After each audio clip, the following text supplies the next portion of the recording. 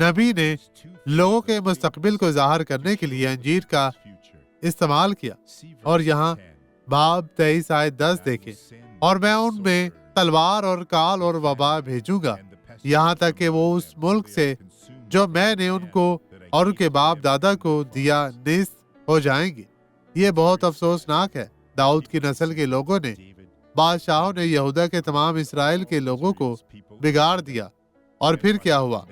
یہ وہ دعا بھی ادا نہیں کرتے تھے۔